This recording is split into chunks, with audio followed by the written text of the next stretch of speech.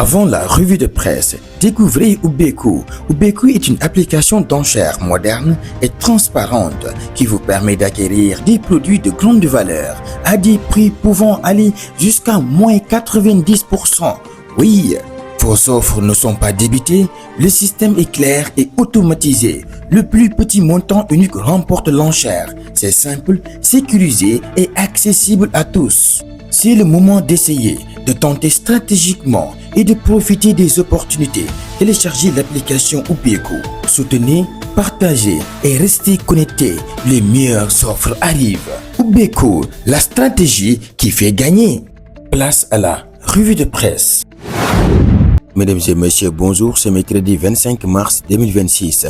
La presse sénégalaise nous livre une actualité dense, parfois troublante, souvent contrastée, où se mêlent controverses économiques, dérives sociales, ambitions technologiques et élan sportif. Allons avec méthode dans cette mosaïque nationale où chaque information, à sa manière, interroge l'avenir. Eïtienudem. Ouvrons le bal avec le sujet qui domine largement les unes, la controverse autour de la dette dite cachée. Point actu, le quotidien Tribune Source A évoque un emprunt de 650 millions d'euros structuré à travers des instruments financiers complexes comme les Total Return Swaps, TRS. Les interrogations sont nombreuses. Rôle du cabinet Global Sovereign Advisory, conditions exactes des contrats, niveau réel d'endettement. Sud Quotidien apporte une lecture technique. Ces mécanismes, bien que permettant d'éviter un défaut immédiat, pourraient fragiliser la position du Sénégal face aux partenaires. Wolf Quotidien et Vox Populi donnent la parole aux experts. Pour certains, il s'agit d'un arbitrage financier risqué. Pour d'autres, d'un outil légal inscrit dans la loi de finances. En face, l'opposition relayée par plusieurs titres parle de dette occulte, emprunt toxique, voire hypothèque de la souveraineté nationale. Le gouvernement lui martèle, tout est légal, transparent et maîtrisé. Une chose est certaine, ces débats dépassent les chiffres. Ils touchent désormais à la confiance entre gouvernement et gouverné. Eïtienudem. Changement de registre mais pas de tension. Libération et l'Observateur relatent un fait d'une extrême gravité. Un artiste de 31 ans, accusé par des trafiquants d'avoir déterré leur drogue, a été enlevé, ligoté, torturé avant d'être sauvé de justesse par la police. 8 suspects sont en garde à vue. Dans un autre registre, l'Observateur évoque une affaire troublante, le décès d'une TikTokeuse enceinte désormais au cœur d'une enquête criminelle avec son mari interpellé. Là se donne la parole à une femme en détresse. Je me prostitue pour nourrir mes enfants.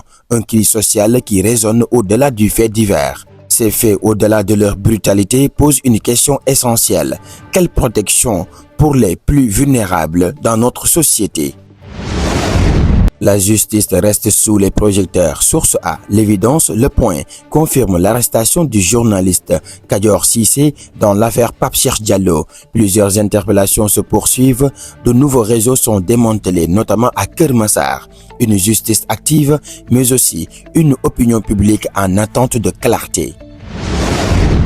Après ces tensions, ouvrons une fenêtre d'espoir. Le soleil yor l'indépendant Subatel met en lumière le lancement de New Deal technologique.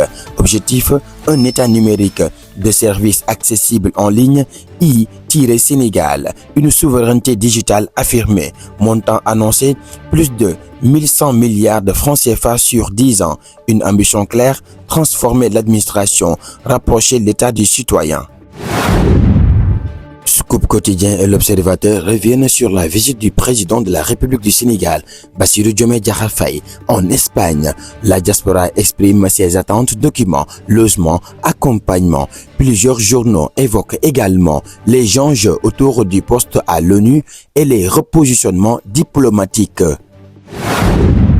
Direct News rend un hommage appuyé à deux figures féminines du journalisme, Maïmouna Ndour Faye et Aïssatou Diop Fall, deux trajectoires marquées par l'indépendance, la résilience et une capacité à déranger tous les pouvoirs. Un rappel fort, la presse reste un pilier quand elle reste libre.